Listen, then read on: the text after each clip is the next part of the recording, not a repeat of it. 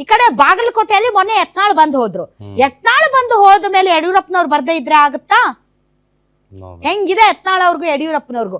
ನಾಳೆ ಒಂದು ವೇಳೆ ಬಾಗಲಕೋಟೆಯಲ್ಲಿ ಚರಂತಿ ಮಠ ಅವರು ಗೆದ್ದಾರೆ, ಅದ್ರ ಕ್ರೆಡಿಟ್ ಯಾರಿಗೋಗುತ್ತೆ?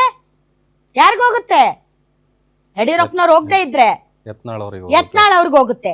ಯತ್ನಾಳ್ ಅವ್ರಿಗೆ ಹೋದ್ರೆ ಕೇಂದ್ರದಲ್ಲಿ ಒಂದು ರಾಂಗ್ ಮೆಸೇಜ್ ಪಾಸ್ ಆಗಲ್ವಾ? ಸೊ ಯಡಿಯೂರಪ್ಪನವರು ಹೋಗ್ಬೇಕು. ಹಂಗಂತ ಯಡಿಯೂರಪ್ಪನವ್ರಿಗೆ ಶಕ್ತಿ ಸಾಮರ್ಥ್ಯಗಳಿಲ್ವಾ? ಯತ್ನಾಳ್ ಅವ್ರಿಗಿಂತ 100 ಪಟ್ಟು ಶಕ್ತಿ ಸಾಮರ್ಥ್ಯ ಯಡಿಯೂರಪ್ಪನವ್ರಿಗೆ ಇದೆ. ಬಟ್ ಹೋಗ್ಬೇಕಾ ಬೇಡವಾ ಅನ್ನುವಂತ ಟೂರು ಟ್ರಿಪ್ ಪ್ಲಾನ್ ಇಲ್ಲ ಅಂದ್ರೆ ಯತ್ನಾಳ್ ಅವ್ರು ಹೋದ್ಮೇಲೆ ಡೆಫಿನೆಟ್ ಆಗಿ ಅವ್ರು ಹೋಗ್ಲೇಬೇಕು. ಹೀಗಾಗಿ ವಿಜೇಂದ್ರ ಕೂಡ ಹೋಗ್ಲೇಬೇಕು. ಸೊ ಚರಂತಿ ಮಠ ಅವರ ವಿಚಾರದಲ್ಲಿ ಯತ್ನಾಳ್ ಅವರು ಹೋಗ್ತಾ ಒಂದ್ ಮಾತನ್ನ ಹೇಳಿದ್ರು, ನೀನ್ ಆಟಿಟ್ಯೂಡ್ ಚೇಂಜ್ ಆಗ್ಬೇಕು ಅಂತ.